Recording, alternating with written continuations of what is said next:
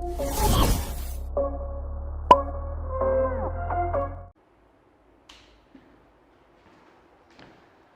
Students, good evening to all of you. कैसे हैं आप सभी लोग?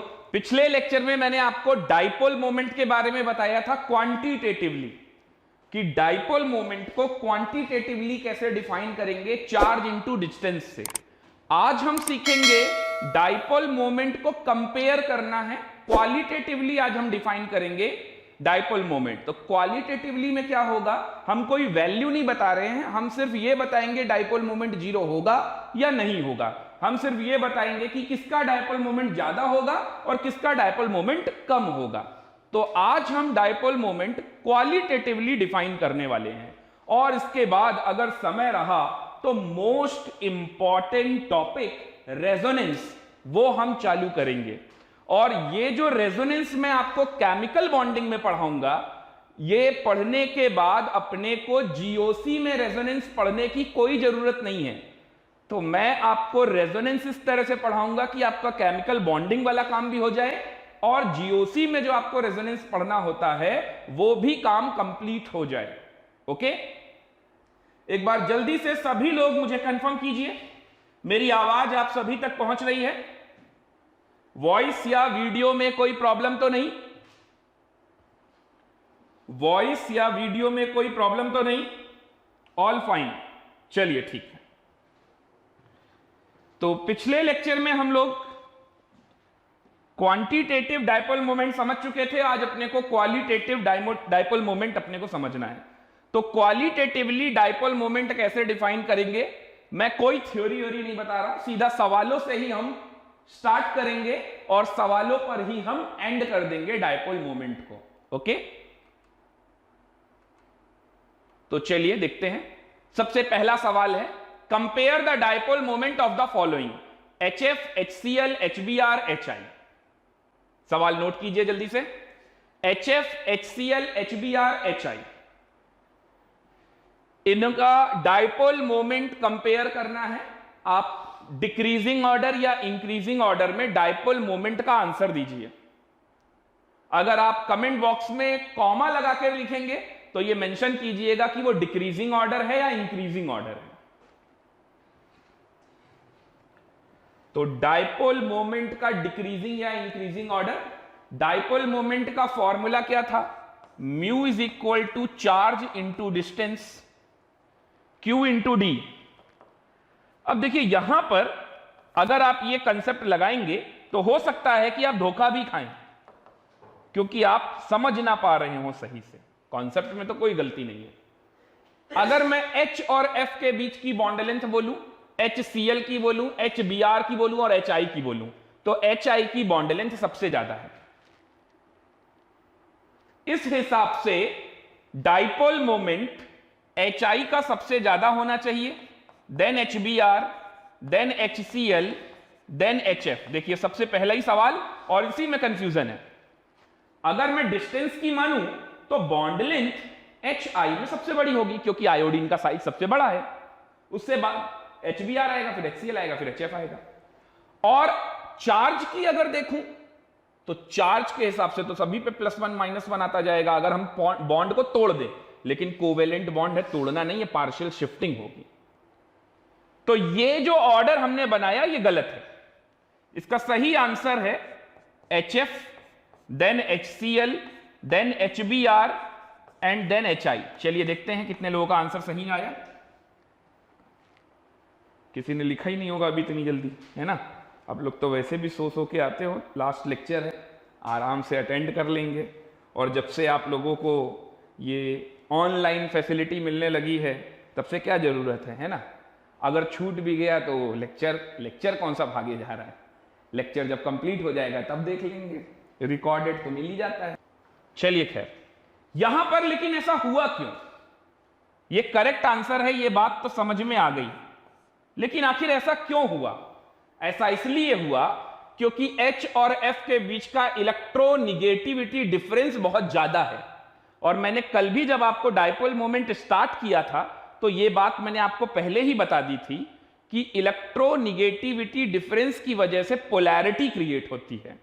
और उस पोलैरिटी से डायपोल मोमेंट क्रिएट होता है। यानी कि आप पोलैरिटी को ज्यादा प्रेफरेंस देंगे विद रेस्पेक्ट टू डिस्टेंस। समझ में आ गया? नोट कर लीजिए पहला सवाल। तो ये करेक्ट है, करेक्ट आंसर ये HF, HCl, HBr, HI। चलिए दूसरे सवाल पे आते हैं। Compare the dipole moment of the following NH3 and NF3। NH3 और NF3 में किसका डायपोल मोमेंट ज्यादा होगा और किसका कम, और क्यों? सॉल्व कीजिए। ये सब बहुत ही इंपॉर्टेंट सवाल मैं करवा रहा हूं। इनमें से ज्यादातर सवाल आए हुए हैं एग्जाम में, और ऐसे तरह के क्वेश्चन आगे भी पेपर में आने की पूरी संभावनाएं हैं। इसलिए हर क्वेश्चन को, चाहे वो आसान हो या डिफिकल्ट हो, उतना ही इंपॉर्टेंस देना है और सीरियसली लेना है। तो मुझे NH3 और NF3 का डायपोल मोमेंट कंपेयर करना है। तो भाई NH3 में तो पिरामिडल होता है, और डरिएगा नहीं, NF3 भी पिरामिडल होगा। ड्रैगो रूल यहां थोड़ी ना लग पाएगा, क्योंकि बॉन्डेड एटम फ्लोरीन और उसकी इलेक्ट्रोनिगेटिविटी 2.5 से कहीं ज्यादा है।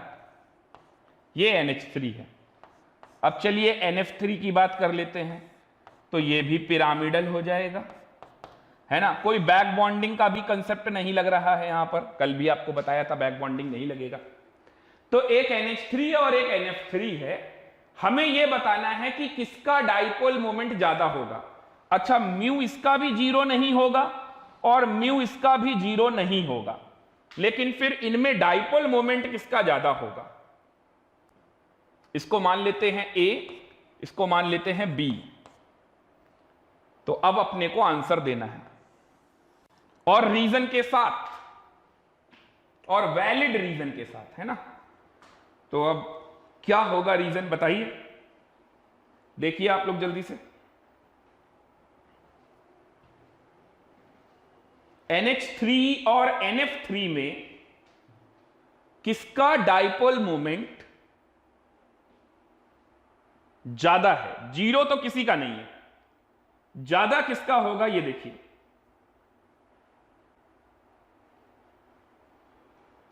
NH3 और NF3 में कोई आइडिया?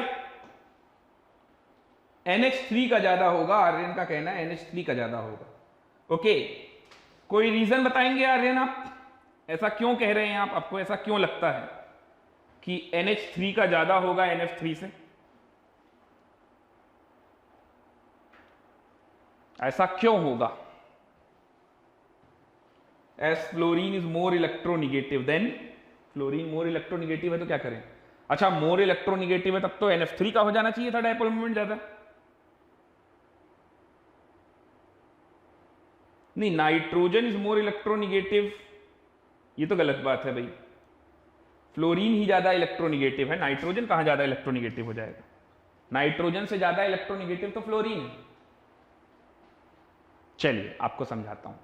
कल जब मैं आपको पढ़ाता था डायपोल मोमेंट, तो आपको यह भी बताया था dipole moment is a vector quantity, और दो वेक्टर के बीच का थीटा जितना कम होगा रिजल्टेंट उतना ही ज्यादा आएगा। चलिए बात करते हैं। नाइट्रोजन और हाइड्रोजन में जो शेयर्ड पेयर का इलेक्ट्रॉन होगा वो नाइट्रोजन की तरफ जा रहा होगा, क्योंकि नाइट्रोजन मोर इलेक्ट्रोनिगेटिव है। तो ये शेयर्ड पेयर का इलेक्ट्रॉन, ये शेयर्ड पेयर का इलेक्ट्रॉन नाइट्रोजन की तरफ जा रहा है।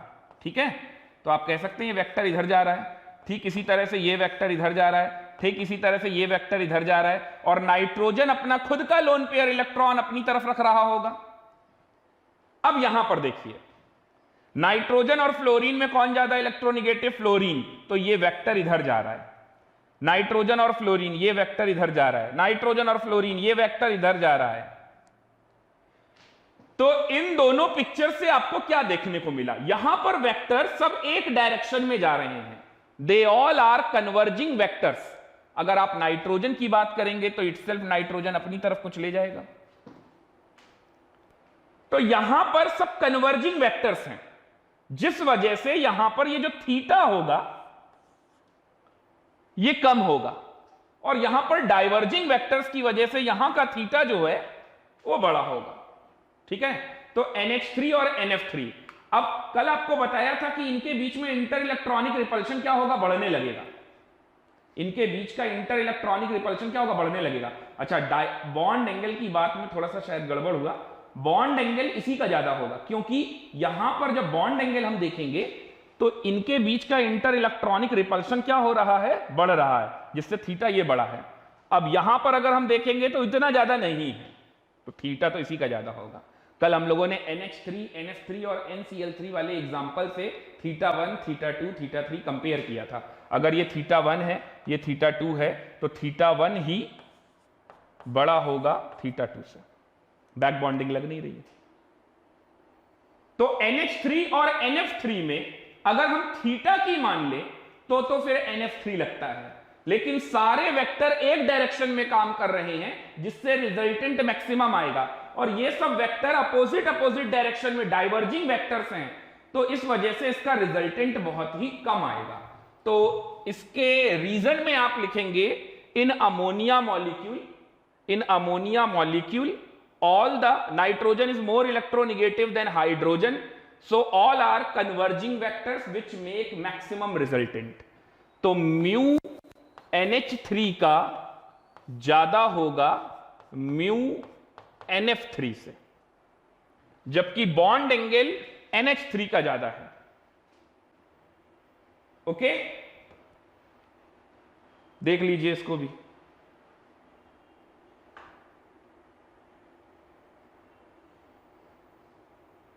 अब आप लोगों ने ठीक कहा, nitrogen is more electronegative than hydrogen. समझ गए इस सवाल में? चलिए अगले सवाल पे आते हैं। Compare the dipole moment of the following: CH3F, CH3Cl, CH3Br और CH3I। CH3F, Cl, Br, I tetrahedral है सभी, और सिर्फ चेंज किस बात का हो रहा है, टेट्रा वैलेंसी में एक वैलेंसी की जगह पर कभी F, कभी Cl, कभी Br, कभी I। तो स्ट्रक्चर बनाइए और वेक्टर की मदद से फिर से इसको समझने की कोशिश कीजिए। तो कार्बन CH3F, तो मैं क्या करता हूं, H वाले इधर ही बना लेता हूं और F को इधर दिखा देता हूं। इन सभी के स्ट्रक्चर्स बनाते जाइए। CH3F, CH3Cl,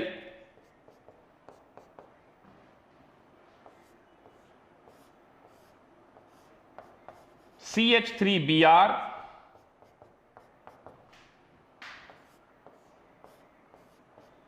और CH3I। CH3F, CH3Cl, CH3Br, CH3I। A, B, C, D बनाइए। कोई आंसर देना चाहेगा? इसका आंसर कोई देना चाहेगा? CH3F, CH3Cl, CH3Br और CH3I डिक्रीजिंग या increasing order of dipole moment, decreasing या increasing order of dipole moment, decreasing या increasing order of dipole moment के बारे में कुछ कहना चाहेंगे?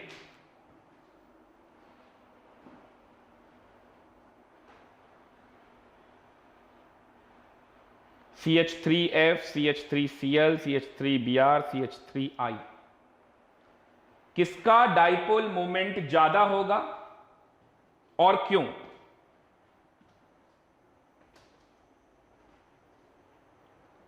किसका डाइपोल मोमेंट ज्यादा होगा और क्यों होगा?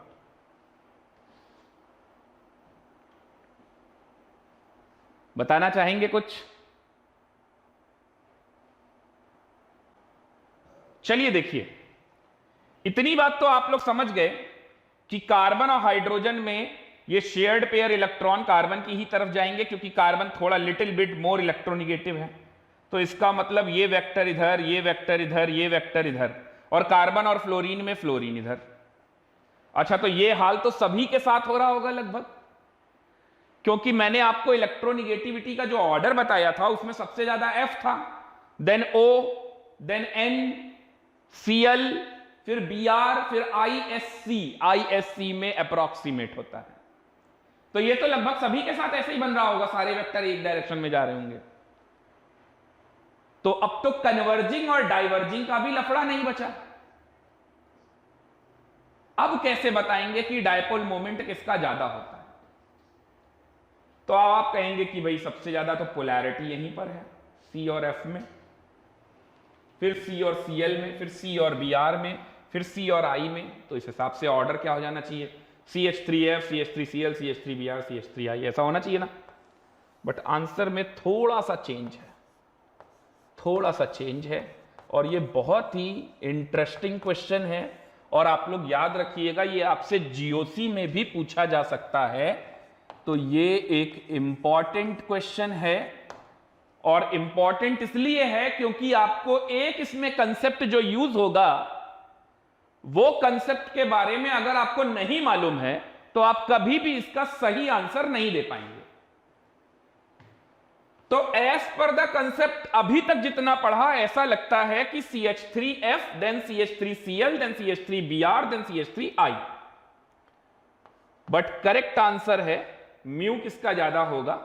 सबसे ज्यादा म्यू होगा CH3Cl का, देन CH3F का, देन CH3Br का, और लास्ट है CH3I का। यानी कि इस बात को मैं ABCD के थ्रू बता देता हूं, सबसे ज्यादा B, than A, than C, than D। ये होगा आपका आंसर। अब आप इसका रीजन लिख लीजिए और तो बहुत अच्छा रहेगा, ताकि आपको आगे भी भविष्य में ये सारी बातें अच्छे से पता हों। तो इसका रीजन क्या है? देखिए, ये बात याद रखिएगा, ओपन चेन में कार्बन क्लोरीन की बॉन्ड लेंथ कार्बन फ्लोरीन से थोड़ी ज्यादा होती है। तो अगर मैं बॉन्ड लेंथ की बात करूं तो कार्बन क्लोरीन की बॉन्ड लेंथ ज्यादा होगी कार्बन फ्लोरीन से। अब आप लोग सोच रहे होंगे, अगर सर ऐसी बात है तब तो C और I वाले की बॉन्ड लेंथ बहुत ज्यादा होती है। बिल्कुल सही बात है, लेकिन वहां पर पोलैरिटी भी कम हो रही है। यह सवाल ऐसा है जो कि आपको एक्सपेरिमेंटली जब आप इसका डायपोल मोमेंट मेजर करोगे तब आपको अपनी गलती का एहसास होगा। क्योंकि अगर कंसेप्चुअल चलोगे तब तो आप यही करोगे कि CH3F, CH3Cl, CH3Br, CH3I। But जब आप इसका डायपोल मोमेंट मेजर करना चालू करोगे तो पता चला इसका ज्यादा आया, क्योंकि यहां पर पोलैरिटी भी थोड़ा बहुत है।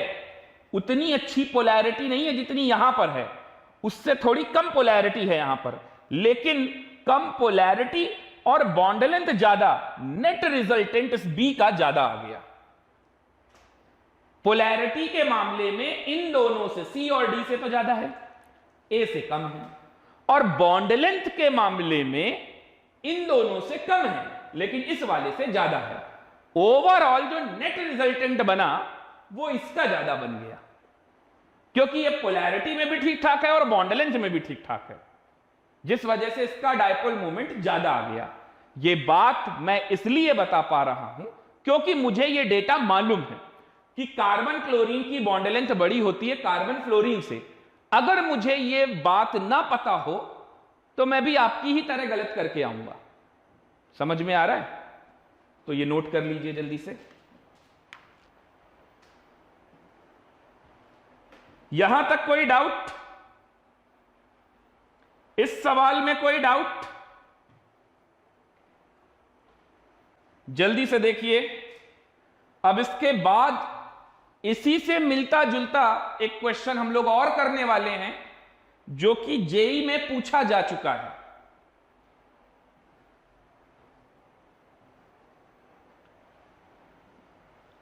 और ऐसे क्वेश्चन यहां पर जितने भी सवाल मैं लूंगा वो क्वेश्चन जेई मेन में भी आ सकते हैं और नीट में भी आ सकते हैं। अब ये सब सवालों में कुछ ऐसा नहीं है कि जेई मेन में आएगा कि नीट में नहीं आएगा या एडवांस में आएगा, ये सब बिल्कुल कॉमन स्टैंडर्ड सवाल है। अब आप सोचिए, जैसे इस साल बहुत सारे पेपर बनने हैं और हर एक में वेटेज भी एक जैसा होना चाहिए। अब यार हम ऐसा तो नहीं कर सकते ना, एक को क्वेश्चन दे दे केमिकल बॉन्डिंग का सिंपल सा और एक को दे दे आयनिक इक्विलिब्रियम का भयंकर सा और कह दे कि हाँ सब बराबर है। ये तो पार्शियलिटी हो जाएगी। तो वेटेज कहीं ना कहीं एक जैसा रखना पड़ेगा। मान लीजिए अगर इतने सारे सेट ऑफ क्वेश्चंस पेपर बनेंगे तो ये भी कर सकते हैं कि इसमें एक में इस तरीके का सवाल दे दिया, दूसरे में केमिकल बॉन्डिंग से ही दूसरे टाइप का सवाल दे दिया, ऐसे भी किया जा सकता है। उसके लिए ढेर सारे क्वेश्चन होने चाहिए और ऐसे भी होने चाहिए जो कम समय में हो जाएं, क्योंकि नीट के पेपर में भी देना और जेईई मेन के पेपर में देना है। तो इसको देखते हुए ऐसे सब क्वेश्चंस जरूर कर लेने चाहिए और ऐसे सब क्वेश्चन आपके 11th क्लास के स्कूल लेवल में भी बड़े काम के हैं। ओके, चलिए इसमें कोई डाउट कुछ पूछना? कार्बन क्लोरीन की बॉन्ड लेंथ ज्यादा होती है। चलिए आगे बढ़ते हैं। अब वो सवाल डिस्कस करते हैं जो जेईई में आ चुका है। ये सवाल आया था मैंने इसमें ऑप्शन बढ़ा दिए, अदरवाइज ऑप्शन में CH3Cl, CH2Cl2, CHCl3 और CCl4 यही था। CH4 मैंने एक और जोड़ दिया। इन सबका डाइपोल मोमेंट हमें कंपेयर करना है। इन सबका डाइपोल मोमेंट हमें कंपेयर करना है। चलिए देखिए, तो CH4 तो आप जानते हैं टेट्राहेड्रल, और अब की बार तो आप ये भी कह सकते हैं bond angle 109 degree 28 minute. CH3Cl कुछ ऐसा हो जाएगा। अब यहां पर FClBr ना करके उसी Cl का एक एक H हटा के और डेरिवेटिव बनाया जा रहा है। तो एक बन गया CH3Cl, एक बन जाएगा CH2Cl2। तो कहीं पे भी लगा दीजिए, कोई फर्क नहीं है, क्योंकि सब तो एक जैसी पोजीशन है। CH2Cl2 मान लीजिए ऐसे लगा दिया। CHCl3 क्लोरोफॉर्म, तो क्लोरोफॉर्म के लिए मान लीजिए ऐसे लगा दिया। बाकी आप कहीं पे भी लगाओ, क्या फर्क पड़ रहा है। और लास्ट है CCl4।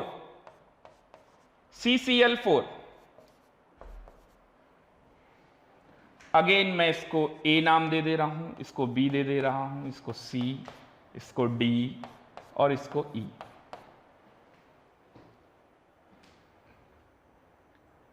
हमें डाइपोल मोमेंट का डिक्रीजिंग ऑर्डर या इंक्रीजिंग ऑर्डर बताना है। चलिए पहले आप लोग ट्राई कीजिए। मीथेन और कार्बन टेट्राक्लोराइड, ये दो मॉलिक्यूल ऐसे हैं जिनका म्यू 0 हो जाएगा। समझ में आ रहा है आपको? क्योंकि यहां पर सभी बॉन्डेड एटम सेम है, लेकिन बाकी किसी में म्यू 0 नहीं होगा। बाकी सब में mu does not equal to 0। अब मुझे ऑर्डर बताना है, तो अगर ऑर्डर लिखना है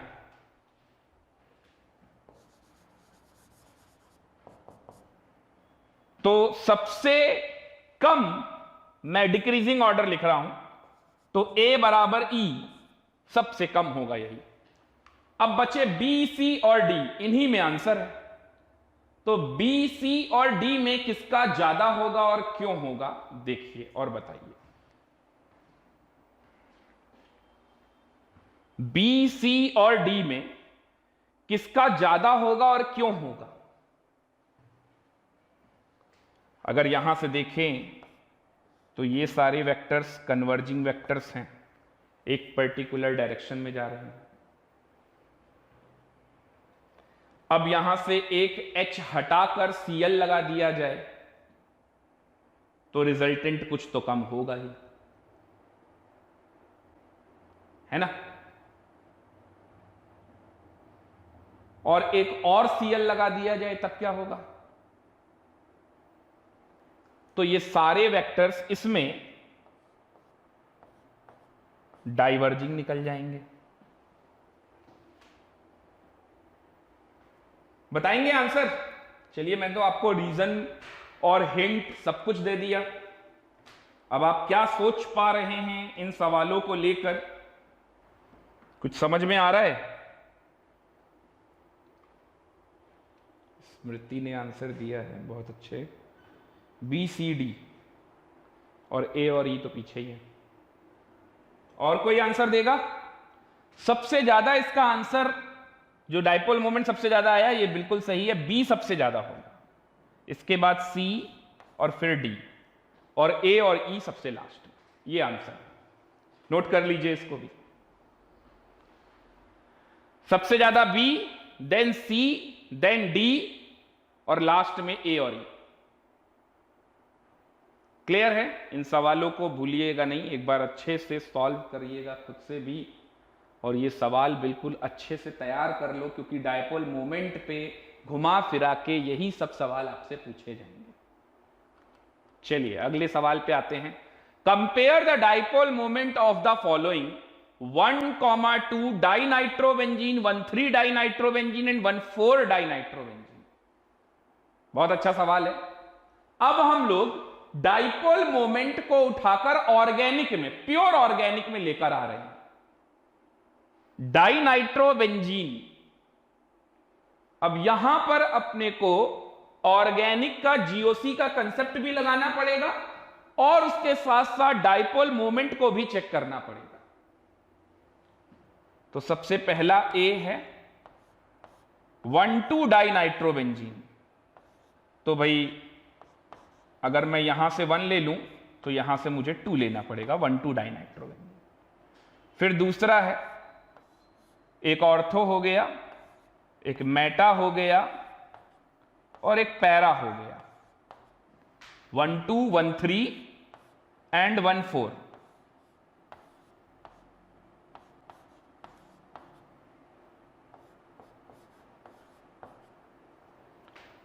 ऑर्गेनिक में मैम ने आप लोगों को जीओसी पढ़ाया था,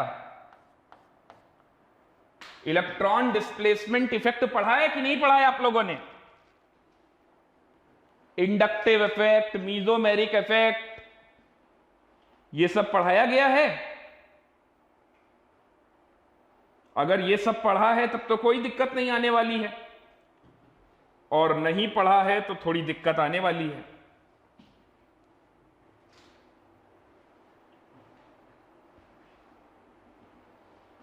कोई बताएगा मुझे? Mesomeric effect, inductive effect, mesomeric effect, ये सब पढ़ाया गया है कि नहीं?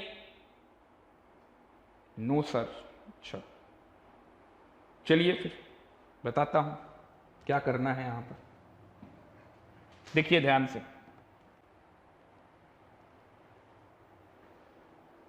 ठीक है, समझ गया मैं। जीओसी में नहीं पढ़ाया गया अभी आपको। जीओसी आपका कंप्लीट कराना है। जीओसी और हाइड्रोकार्बन 2 चैप्टर हैं ऑर्गेनिक में, ये आपको बहुत जल्द कंप्लीट कराए जाएंगे। अभी मुझे आप लोगों का भी रुख नहीं समझ में आ रहा है ना। अब कभी कभी लगता है कि अगर मैं डेली क्लास कर देता हूं इवनिंग, नाइट्रोबेंजीन है 1,2 डाइनाइट्रोबेंजीन। मेरा कहना यह था आपसे कि नाइट्रो ग्रुप क्या होता है? Electron withdrawing.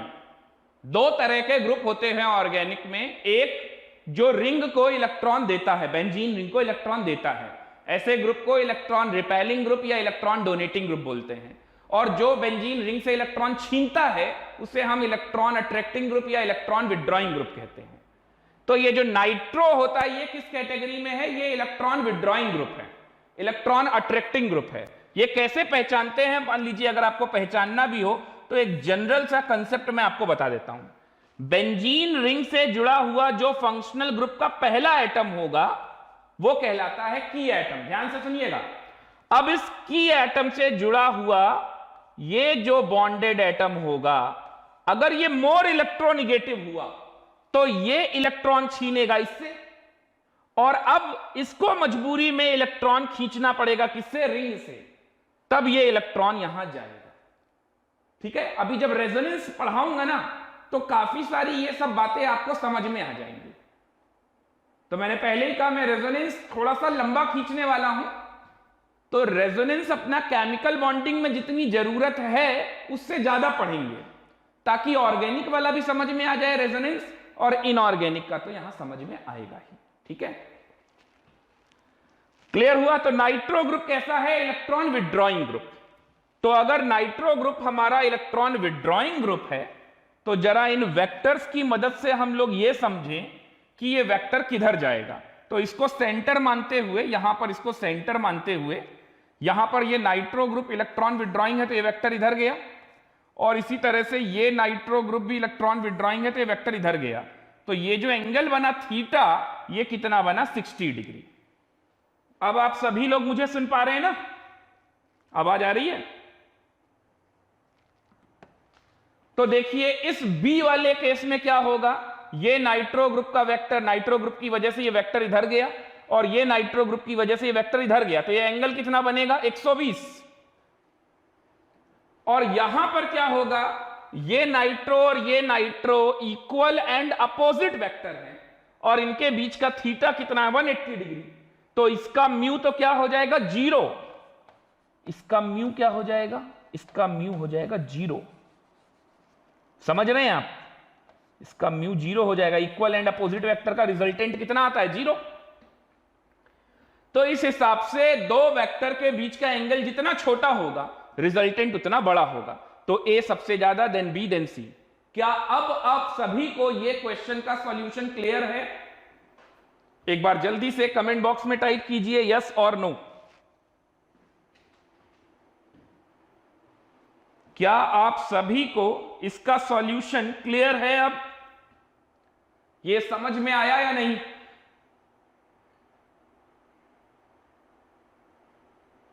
अभी तो कुछ नहीं छूटा?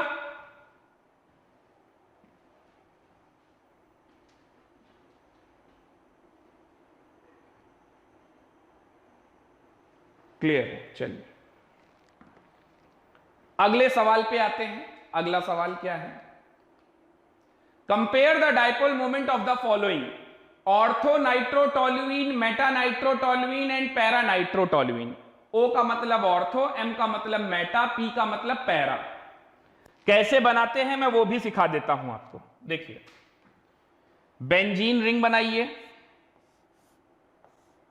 अब रिंग में आप सर्कल बना दीजिए, अल्टरनेट पे डबल सिंगल बॉन्ड बना दीजिए, कोई दिक्कत नहीं है। और जो छोटी मोटी आपके साथ ये जो इस तरीके की प्रॉब्लम है, रेजोनेंस पढ़ने के बाद सब कुछ रिजॉल्व हो जाएगा। रेजोनेंस इन सभी चीजों का दवा है ना। तो पहला जो है ये बेंजीन बन गया।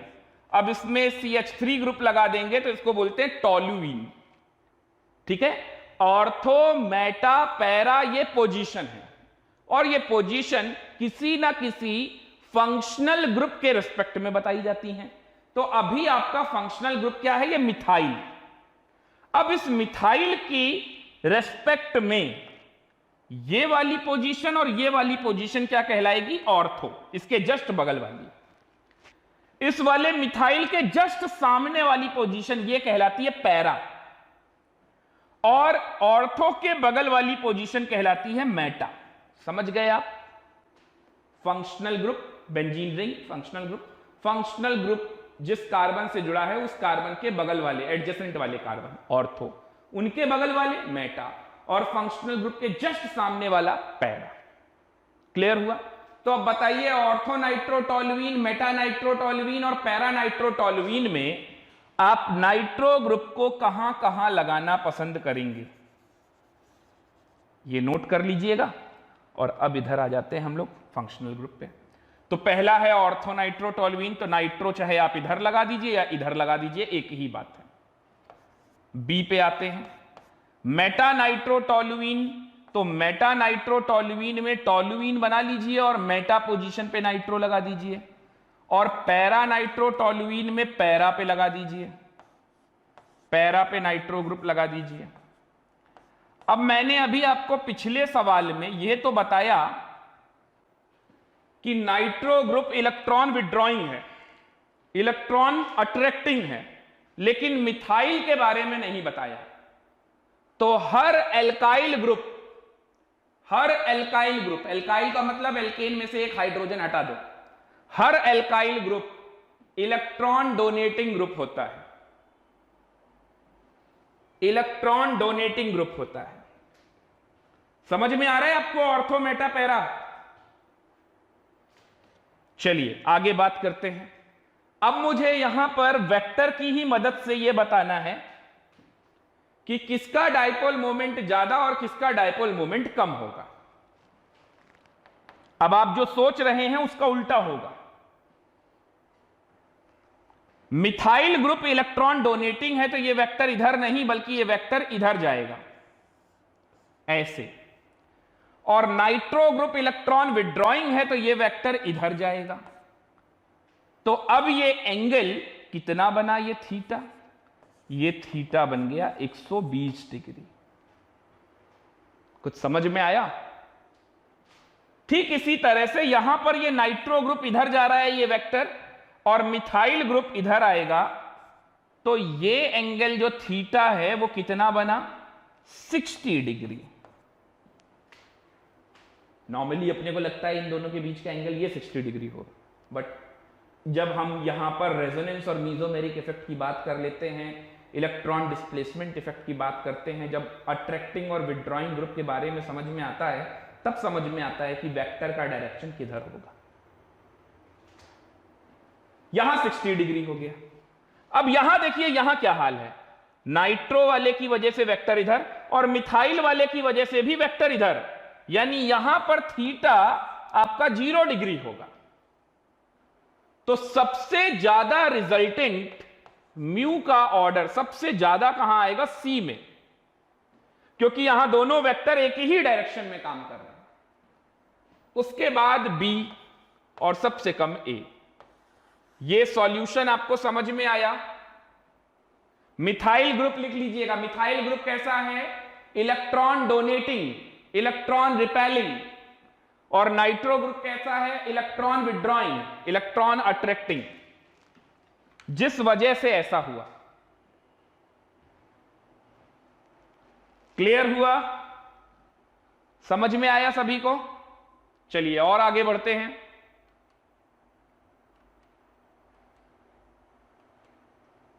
अगला सवाल,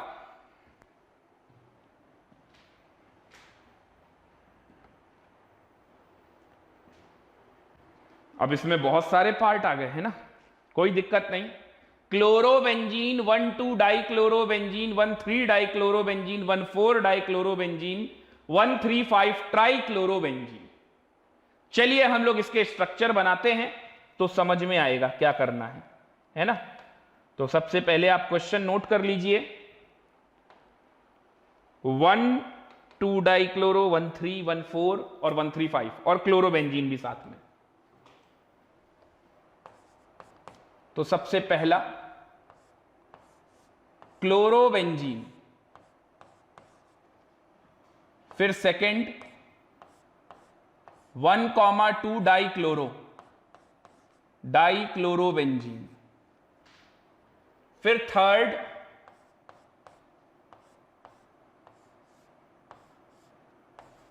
1,3 डाइक्लोरोबेंजीन, फिर फोर्थ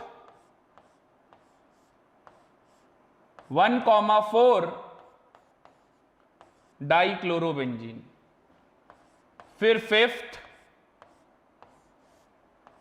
1,3,5 ट्राइक्लोरोबेंजीन।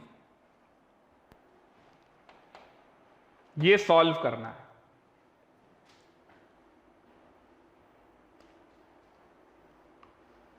क्लोरो ग्रुप कैसा होता है?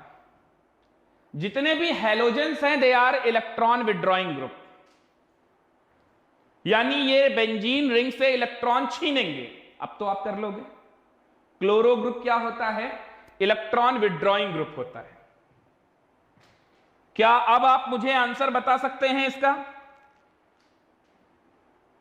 क्या अब आप लोग मुझे आंसर बता सकते हैं इसका? जल्दी से देखिए और बताइए।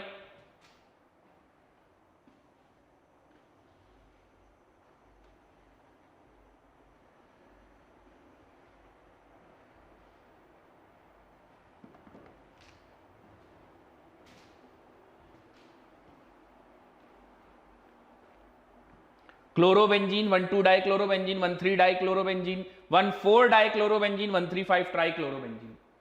चलिए मैं मदद करता हूं आपकी, कहां तक आप सॉल्व कर पाए देखते जाइएगा। ये तो क्लोरोबेंजीन है, इसमें वेक्टर कहां जा रहा होगा, इधर। इसमें वेक्टर कहां जा रहा होगा, ये इधर जा रहा होगा, ये इधर जा रहा होगा, तो थीटा कितना बन जाएगा, 60 डिग्री।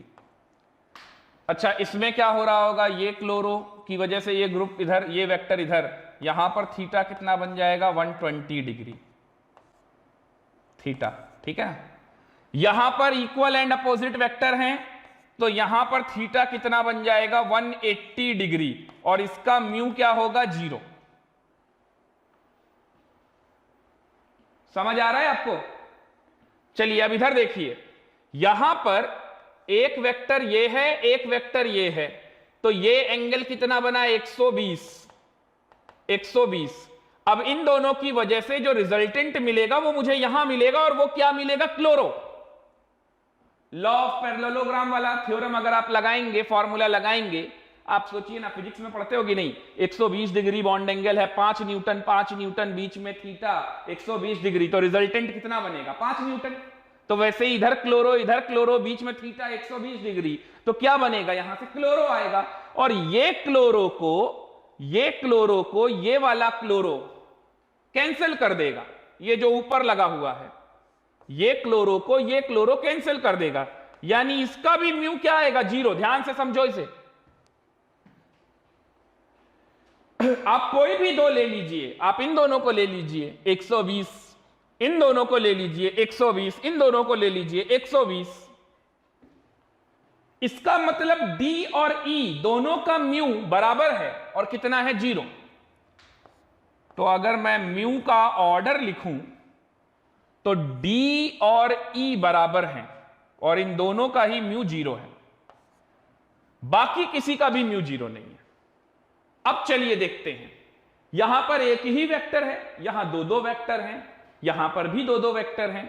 अच्छा, ये 120 आया, तो यहां से भी रिजल्टेंट कितना मिलेगा, क्लोरो के बराबर ही मिलेगा।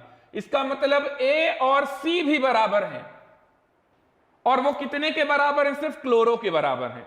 आप क्लोरो की जगह पर 5 न्यूटन लगा दो, आपको ज्यादा अच्छे से समझ में आ जाएगा।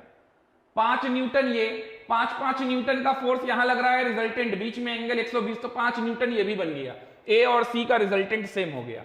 अब 5 न्यूटन है, बीच में थीटा 60 डिग्री है, तो इसका आंसर 5 न्यूटन से कम होगा कि 5 न्यूटन से ज्यादा होगा कि 5 न्यूटन होगा, तो ऑब्वियस सी बात है, थोड़ा ज्यादा आ जाएगा। तो सबसे ज्यादा आया बी, उसके बाद ए बराबर सी, और उसके बाद डी बराबर ई, और उसका म्यू 0 है, बाकी किसी का भी म्यू 0 नहीं होगा। यहां तक क्लियर हुआ? ये क्वेश्चन समझ में आया? सबसे ज्यादा बी। हेमंत, आपके आंसर में थोड़ा सा गड़बड़ है बेटा, सबसे ज्यादा बी,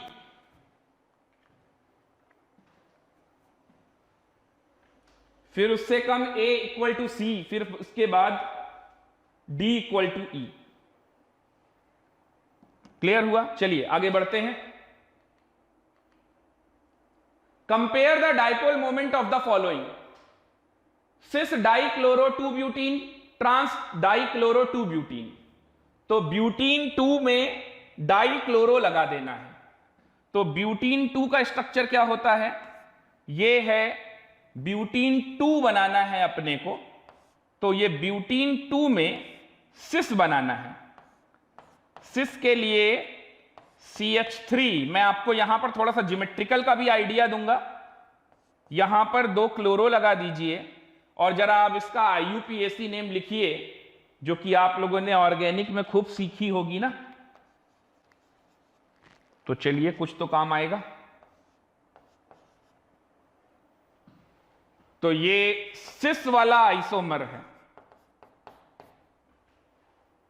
ये नंबरिंग करना स्टार्ट कीजिए। तो सिस में क्या हो जाएगा, डाइक्लोरोबेंजीन में, हालांकि ये IUPAC नेम नहीं है, ये एक कॉमन नेम की तरह मैंने यूज किया है, क्योंकि अगर इसका IUPAC लिखना होता तो मैं लिखता 1 2 3 4 नंबरिंग करके 2,3 डाइक्लोरो ब्यूटीन 2 या 2 ब्यूटीन।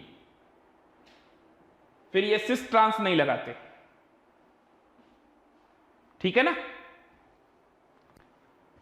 और 2,3 इसमें भी होगा, तो इनको डिस्टिंग्विश करने के लिए सिस ट्रांस लगाते हैं। यानी इसी में सिस के आगे मैं अगर लिख दूं 2,3 डाइक्लोरो 2 ब्यूटीन, तो इसका आईयूपीएसी नेम बन जाएगा। लेकिन अभी ये पूरी तरह से आईयूपीएसी नेम नहीं है। और यहां देखिए, यहां पर एक अपने को बनाना है ट्रांस बनाना है। तो ये ट्रांस अगर आपको बनाना है तो ये ऐसा हो जाएगा, ये वाले को बोलते हैं ट्रांस। अब ये क्या है और कैसे है मैं आपको समझाता हूं। ब्यूटीन 2 आपको दिख रहा है, समझ में आ रहा है ब्यूटीन 2। इसमें कार्बन डबल बॉन्ड कार्बन में यहां का ग्रुप और यहां का ग्रुप, ये जो दो ग्रुप हैं ये सेम नहीं होने चाहिए, ये वाला ग्रुप और ये वाला ग्रुप। मैं आपको ज्योमेट्रिकल और डाइपोल मोमेंट दोनों एक साथ समझा रहा हूं, समझ लीजिए। ज्योमेट्रिकल की कंडीशन ये है, कार्बन डबल बॉन्ड कार्बन में यहां का ग्रुप और यहां का ग्रुप डिफरेंट होना चाहिए। यहां का ग्रुप और यहां का ग्रुप सेम हो सकता है, यहां का ग्रुप और यहां का ग्रुप सेम हो सकता है। यानी एक ही कार्बन से ये दो ग्रुप सेम नहीं हो सकते, पहली बात। दूसरा, अब आमने सामने के ग्रुप सेम हो सकते हैं या डायगोनली वाले भी सेम हो सकते हैं। तो कार्बन डबल बॉन्ड कार्बन में अगर सेम ग्रुप सेम साइड में है तो उसे कहेंगे सिस, और अगर सेम ग्रुप अपोजिट साइड में है तो उसे कहेंगे ट्रांस आइसोमर। क्या यह बात आप सभी को समझ में आ रही है? क्या यह बात आप सभी को समझ में आ रही है? जल्दी देखिए, ठीक है। अब सुनिए आगे, यहां पर सिस और ट्रांस में ट्रांस वाले का म्यू लगभग 0 होगा, लेकिन सिस वाले का mu does not equal to 0। तो मुझसे अगर पूछा गया किसका डाइपोल मोमेंट ज्यादा है तो सिस वाले का ज्यादा है। अब ऐसा क्यों है, इसका रीजन समझिए, चलिए बताता हूं मैं आपको।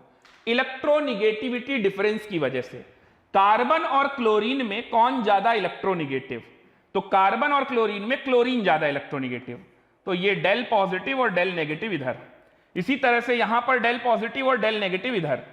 तो अब देखिए, ये माइनस चार्ज, ये माइनस चार्ज, तो ये माइनस चार्ज से एक लाइन पास हो रही है जिसका सेंटर ऑफ नेगेटिव चार्ज कहां होगा, यहां कहीं होगा। और ठीक इसी तरीके से पॉजिटिव चार्ज की लाइन है, तो इसका सेंटर ऑफ पॉजिटिव चार्ज यहां कहीं होगा। तो डाइपोल क्रिएट हुआ, सेंटर ऑफ पॉजिटिव चार्ज भी है और सेंटर ऑफ नेगेटिव चार्ज भी है, यानी पोलैरिटी क्रिएट हुई, जिस वजह से इसका डाइपोल मोमेंट 0 नहीं है। It is a polar molecule, ये पोलर है। अब चलिए यहां समझते हैं, कार्बन और क्लोरीन में यहां क्लोरीन पे डेल नेगेटिव तो कार्बन पे डेल पॉजिटिव, यहां पर डेल पॉजिटिव तो यहां del negative. Centre of positive charge कुछ यहां से पास होगा और सेंटर ऑफ नेगेटिव चार्ज, तो डेल नेगेटिव यहां है तो यहीं से पास होगा। तो ये सेंटर ऑफ पॉजिटिव चार्ज और नेगेटिव चार्ज कॉन्साइड कर जाएंगे, जिस वजह से कोई भी डाइपोल क्रिएट नहीं हुआ और centre of positive charge, centre of negative charge एक दूसरे को लगभग खत्म करने लगेंगे। इसीलिए मैंने यहां पर यूज किया म्यू अप्रोक्सीमेटली 0। तो ट्रांस आइसोमर का डाइपोल मोमेंट क्या होता है, 0, और सिस का 0 नहीं होता है। तो सिस वाले का डाइपोल मोमेंट ज्यादा है ट्रांस वाले से। अब यह समझ में आया आप लोगों को? कोई डाउट इस सवाल में? कोई समस्या, कोई डाउट?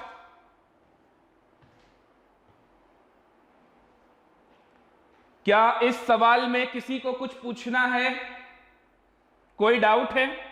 मैं जितने भी डाइपोल मोमेंट के क्वेश्चन हो सकते हैं, जितने भी डिफरेंट टाइप के क्वेश्चन हो सकते हैं, मैं सभी को कंक्लूड कर रहा हूं इस लेक्चर में। क्वालिटेटिवली ही सबसे ज्यादा पूछा जाता है कंपेयर करने वाले क्वेश्चन, और इसमें मैं चाहता हूं एक भी टाइप का क्वेश्चन ना छूटे। तो ये अलग अलग टाइप के क्वेश्चन हैं। मे बी पॉसिबल एग्जाम में मैंने CL लगा के समझाया, BR लगा के आ जाए, OH लग के आ जाए, कोई फर्क नहीं पड़ेगा, इसी की तरह आपको सॉल्व करना होगा। कॉन्सेप्ट नहीं बदलेगा, है ना, डेटा भले बदल जाए। चलिए आगे बढ़ते हैं। तो ये बात की हम लोगों ने सिस डाइक्लोरो 2 ब्यूटीन और ट्रांस डाइक्लोरो 2 ब्यूटीन की। अब इसी में मैं डबल बॉन्ड को थोड़ा सा बढ़ाकर आपको एलीन सिस्टम की तरफ ले चलता हूं, ठीक है। तो एक दो क्वेश्चन और कर लेते हैं इस पर। अगला सवाल है, मैं मेंशन कर रहा हूं सवाल।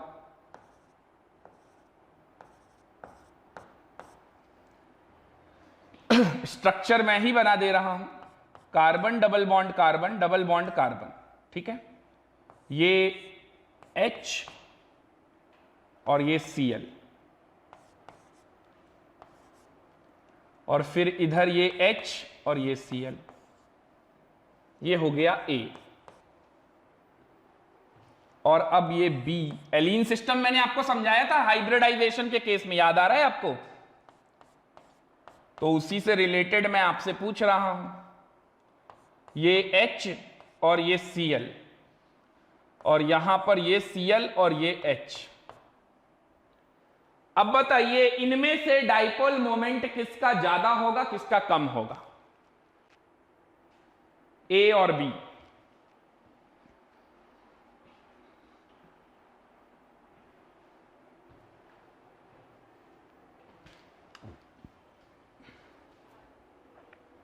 पहले आप लोग डाइपोल मोमेंट के बारे में बताइए, फिर मैं आपसे यहां पर ज्योमेट्रिकल आइसोमेरिज्म को लेकर भी डिस्कस करूंगा। तो आपको इसमें ज्योमेट्रिकल आइसोमेरिज्म भी समझ में आ जाएगा। पहले आप लोग बताइए, कुछ समझ में आ रहा है इसमें? याद आ रहा है ये वाला पाई बॉन्ड और ये वाला पाई बॉन्ड अपोजिट प्लेन में होंगे, तो ये वाला HCl और ये वाला HCl भी अपोजिट प्लेन में होगा। यानी कि जिस प्लेन में ये HCl है उसके म्यूचुअली परपेंडिकुलर प्लेन में ये HCl होंगे। अगर ये बोर्ड वाले प्लेन में है तो ये HCl उसके म्यूचुअली परपेंडिकुलर वाले प्लेन में होगा। हां भाई, कोई बताएगा? बहुत ही बेहतरीन सवाल है। ऐसे सवाल जेईई मेन और नीट में जरूर देने चाहिए, इससे बच्चों का भेजा खुलता है और उन्हें यह समझ में आता है कि बहुत ज्यादा बड़ी बड़ी चीजें नहीं बल्कि छोटी छोटी और इंपॉर्टेंट बातों पर भी फोकस करना चाहिए।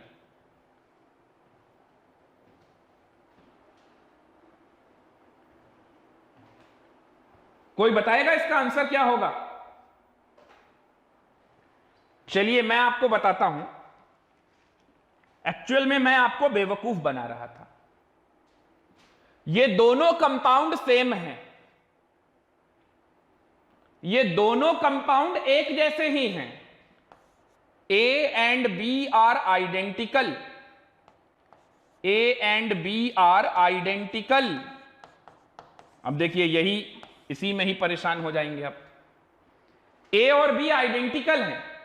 देखिए कैसे, मैं आपको मॉडल की मदद से समझाता हूं। ये जो एलीन मैंने लिया है क्वेश्चन में, ये यही है।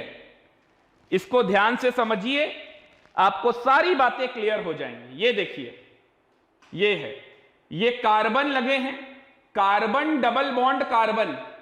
तो ये वाला डबल बॉन्ड में देखिए ये पाई बॉन्ड और ये पाई बॉन्ड अपोजिट प्लेन में है कि नहीं?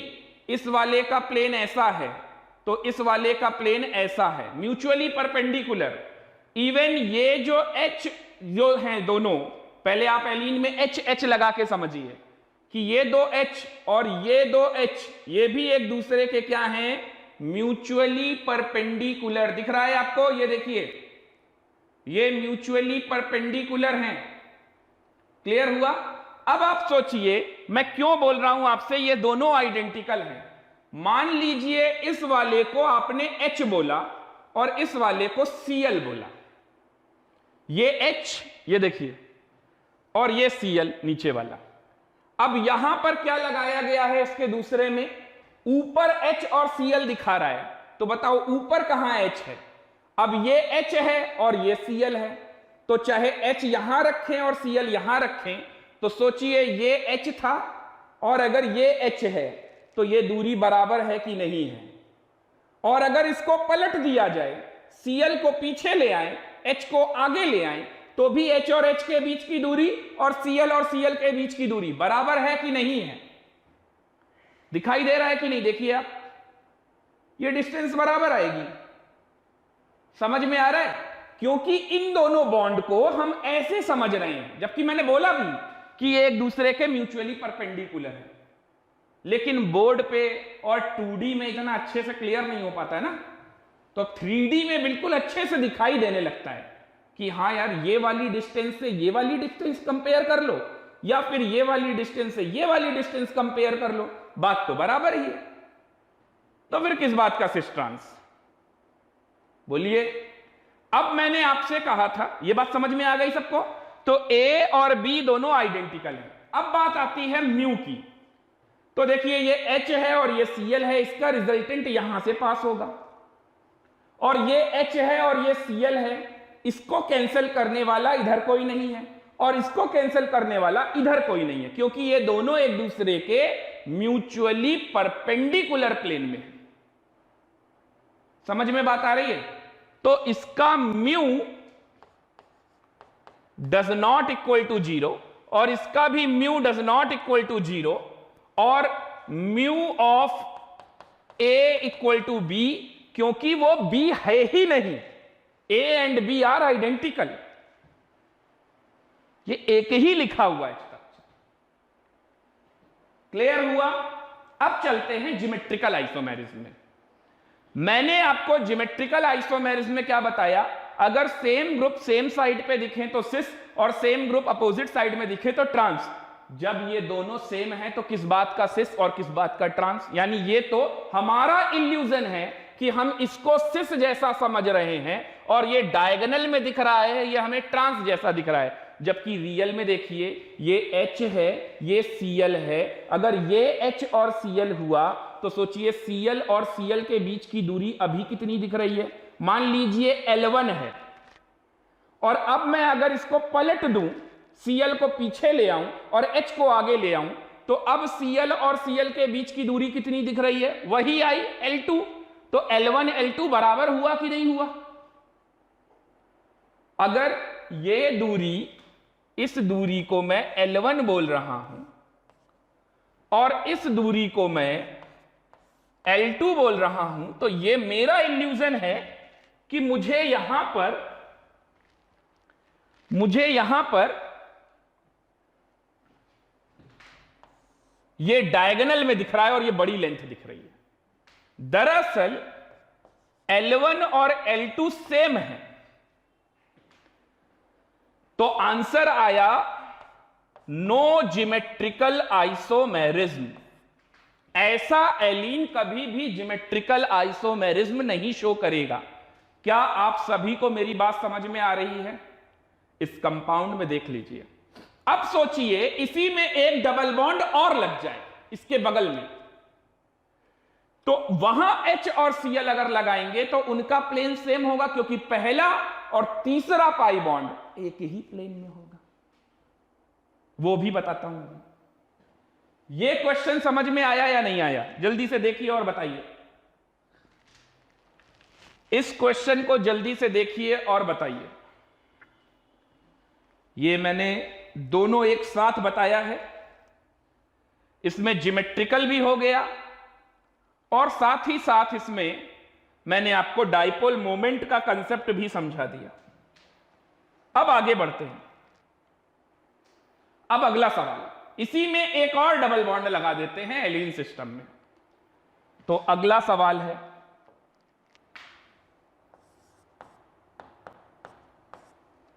कार्बन, डबल बॉन्ड कार्बन और फिर से डबल बॉन्ड कार्बन। अब इधर H और Cl लगा देते हैं और इधर H और Cl लगा देते हैं और इसको नाम दे देते हैं A। और अब दूसरा carbon double bond carbon double bond carbon और फिर से double bond carbon, 3 double bond लगा दिए। अब इधर H और Cl और इधर Cl और इधर H और इसको B नाम दे दिया। चलिए अब देखिए अब कैसा होगा। अब यहां पर इस एलीन सिस्टम में अगर आप देखेंगे तो जिस प्लेन में ये H और Cl हैं उसी प्लेन में ये H और Cl भी होंगे, क्योंकि पहला पाई बॉन्ड और तीसरा पाई बॉन्ड सेम प्लेन में होगा। इसको भी मैं आपको मॉडल से समझाता हूं, इसको भी मॉडल से समझिए। अब की बार देखिए चार कार्बन वाले में के बीच में डबल बॉन्ड है, 4 कार्बन है ना, और ये डबल बॉन्ड है। अब की बार देखिए ये स्ट्रक्चर होगा कुछ ऐसा। देखिए पहला पाई बॉन्ड का प्लेन और दूसरे पाई बॉन्ड का प्लेन परपेंडिकुलर है और पहले वाले का और तीसरे वाले का सेम प्लेन है, इसलिए यहां पर ये ग्रुप और ये ग्रुप एक ही प्लेन में रखे गए हैं। ये दोनों ग्रुप एक ही प्लेन में रखे गए हैं। ध्यान से देखिए, ये देखिए आपकी तरफ दिख रहा होगा, ये पाई बॉन्ड अपोजिट प्लेन में चल रहे हैं, परपेंडिकुलर प्लेन में, पहला और तीसरा सेम प्लेन में, और बीच में देखिए दूसरा वाला अपोजिट प्लेन में है। समझ में आया? अब देखिए इस मॉडल में अगर ये H है और ये Cl है और यहां ये H है और ये Cl है, तो अब ये H और H के बीच की दूरी और ये Cl और Cl के बीच की दूरी आपको दिख रही है। तो मान लीजिए ये H और H के बीच की दूरी L1 है। ये H और H के बीच की दूरी क्या है? L1। अब अगर मैं इसको इस H को नीचे ले जाऊं और Cl को ऊपर ले आऊं, तो H यहां पर है और यहां वाला H ये है, तो अब ये डायगोनल में दिख रहा है और अब ये L2 है। अब ये L2 डिस्टेंस हो गया। अब ये हमारा L2 हो गया डिस्टेंस में।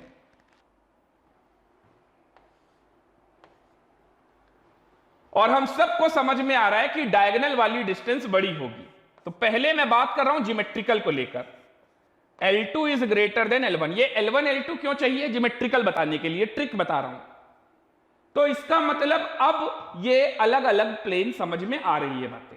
ये वाले दोनों और ये वाले दोनों सेम प्लेन में हैं और इनके बीच की दूरी और ऐसे डायगोनल में दूरी अलग अलग है। तो हां, ये ज्योमेट्रिकल आइसोमेरिज्म शो करेंगे। अगर L1 does not equal to L2 है तो ऐसे में यस, ज्योमेट्रिकल आइसोमेरिज्म पॉसिबल है। और ऐसे में इस वाले कंपाउंड को हम सिस बोलेंगे, क्योंकि सेम ग्रुप सेम साइड पे है। दिख रहा है ना, ये H और ये H सेम साइड पे, ये Cl और ये Cl सेम साइड पे, और यहां वाले को हम ट्रांस बोलेंगे। अब बात करते हैं डाइपोल मोमेंट की। ज्योमेट्रिकल आइसोमेरिज्म तो हो गया, अब बात करते हैं डाइपोल मोमेंट की। अगर ये H सेम प्लेन में है, ये Cl सेम प्लेन में है, तो अब आप सोचिए वही सेंटर ऑफ पॉजिटिव और नेगेटिव चार्ज लगा दीजिए। तो सिस है तो mu does not equal to 0। क्यों? क्योंकि इसका डेल नेगेटिव यहां से डेल पॉजिटिव ये बनेगा, तो सेंटर ऑफ नेगेटिव चार्ज भी बनेगा और सेंटर ऑफ पॉजिटिव चार्ज भी बनेगा, यानी डाइपोल क्रिएट हुआ। और ये ट्रांस वाले का तो आप जानते ही हैं, म्यू क्या होता है? लगभग 0। तो अगर मैं डाइपोल मोमेंट की बात करूं तो A is greater than B, even B का तो लगभग 0 ही है। मेरे ख्याल से ये मॉडल से आपको अच्छे से समझ में आ गया होगा एलीन सिस्टम के बारे में। तो इस तरह से आप ऑब्जर्व कर सकते हैं। ओके, चलिए नोट कर लीजिए जल्दी से, और अगर कोई डाउट हो तो बताइए।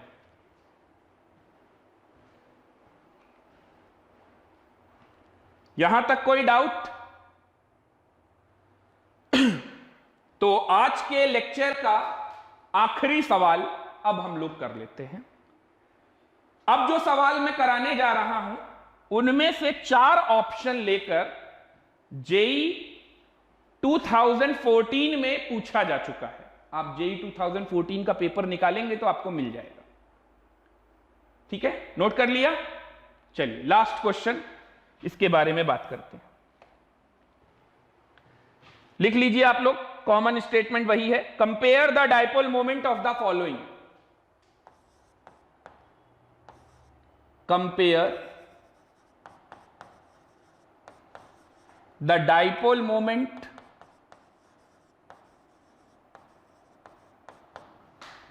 Of the following.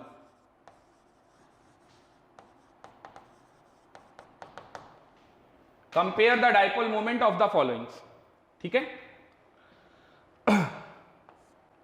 सवाल जेई में थोड़ा अलग तरीके से आया था, उसमें पूछा गया था किनका किनका डाइपोल मोमेंट, इनमें से कितनों का डाइपोल मोमेंट जीरो नहीं होगा। यह जेई का एग्जैक्टली सवाल था। मैंने कंपेयर द डाइपोल मोमेंट लिख दिया, आप वो सवाल भी ऐड कर लीजिएगा, वही चीज यहां पर भी। चलिए, तो एक है क्लोरो, पहला ऑप्शन। जेई के पेपर में सिर्फ 4 ऑप्शन थे, मैं यहां ज्यादा ऑप्शन दूंगा ताकि हम लोग ज्यादा सारी बातें क्लियर कर सके, है ना। तो दूसरे ऑप्शन में हम यहां पर नाइट्रो लगा देते हैं, तीसरे ऑप्शन में हम यहां पर OH लगा देते हैं, चौथे ऑप्शन में हम यहां पर SH लगा देते हैं। ये 4 ऑप्शन आए थे जेई में, मैं और भी ऐड कर दे रहा हूं, E। 5वां ऑप्शन तैयार कर रहे हैं, और अब की बार यहां पर CHO लगा देते हैं ताकि मैं आपको और भी कंसेप्ट समझा सकूं। सिर्फ इसीलिए ऑप्शन में और बढ़ा रहा हूं, थोड़ा और कंफ्यूज करेंगे तभी आपका भेजा सही से काम करेगा। और छठा एक ऑप्शन और ले लेते हैं जिसमें हम COOH लगा देते हैं, और मेरा मन है एक और लेने का, तो लास्ट एक ऑप्शन और लेते हैं जिसमें हम ये H हटाकर COO- लगा लेते हैं। चलिए, वही जेई वाला ही सवाल मैं रिपीट करता हूं कि इनमें से किसका डाइपोल मोमेंट जीरो नहीं होगा।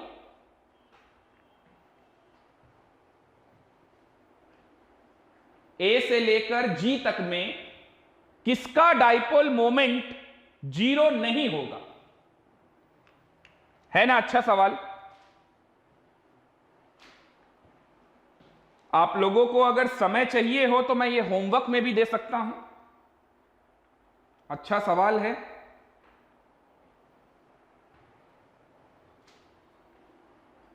बहुत अच्छा सवाल है, थोड़ा अच्छा नहीं, बहुत अच्छा है। यह सवाल अगर आपने नहीं लगाया तो आपका डाइपोल मोमेंट पढ़ना ही व्यर्थ है, ऐसे समझ लीजिए।